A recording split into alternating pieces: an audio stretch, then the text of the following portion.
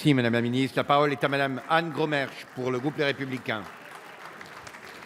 Merci Monsieur le Président. Ma question s'adresse à Monsieur le Ministre de l'Intérieur. J'ai associé Guillaume Larrivé, Éric Ciotti, Jean-Frédéric Poisson. Monsieur le ministre de l'Intérieur, la police technique et scientifique est au cœur de l'action policière, un maillon incontournable tant pour incriminer que pour innocenter. Ceux qui sont plus communément appelés les experts subissent des contraintes similaires à celles des policiers actifs alors qu'ils n'ont pas le statut des policiers puisqu'ils sont des agents administratifs.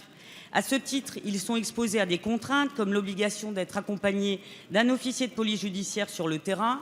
Les primes qui constituent un tiers de leur salaire ne sont pas intégrées dans le calcul de leur retraite, contrairement aux policiers. Hier, dans toute la France, les agents de la police scientifique se sont mobilisés pour exprimer leur profonde colère devant l'absence de respect manifesté à leur égard. Lors de la campagne présidentielle de 2012, François Hollande leur avait promis et écrit un statut d'actif. 3 ans plus tard, rien n'a changé. Au contraire, vous ne cessez de revenir sur cette promesse. Le retour sur la parole donnée et le non-respect des engagements sont devenus une marque de fabrique de ce gouvernement. Depuis plus d'1 an, les syndicats de la police scientifique réunis en intersyndicale négocient avec vous. Aujourd'hui, ces négociations sont suspendues sans explication. Ils ne demandent pas d'effectifs supplémentaires, ils ne demandent pas d'augmentation de salaire, seulement de la reconnaissance et l'intégration de leurs primes dans le calcul de leur retraite. Alors, Monsieur le ministre de l'Intérieur, allez-vous continuer à traiter ces fonctionnaires de la police scientifique comme des fonctionnaires de seconde zone ou allez-vous les considérer comme partie intégrante des forces de sécurité?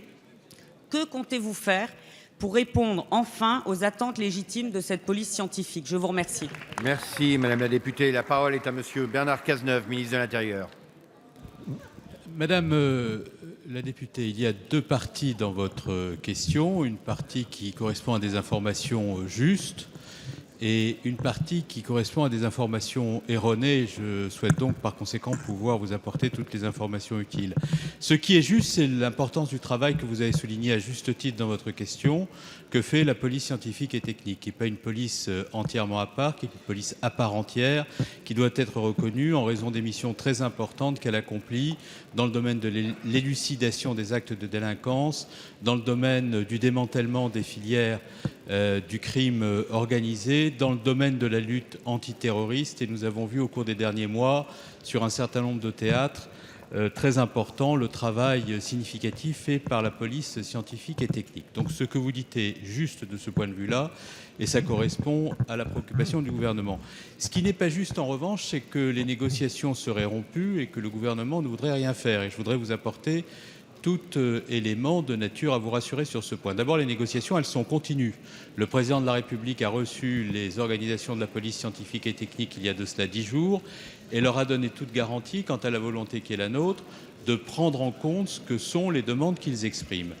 Deuxièmement, mon cabinet est en relation constante avec la police scientifique et technique et nous avons fait une proposition très concrète à la police scientifique et technique qui consiste à offrir un dispositif indemnitaire qui permettra aux agents de la police scientifique et technique d'avoir une prime annuelle supplémentaire compris entre 1 700 et 2 000 euros, ce n'est quand même pas rien, et d'intégrer cette prime dans le calcul de la retraite.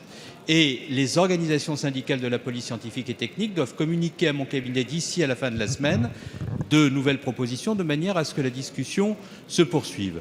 Je crois donc qu'il faut, sur ces sujets-là, toujours essayer d'apporter des éléments d'information exacts et ceux que je viens de vous donner correspondent très exactement à ce que nous faisons.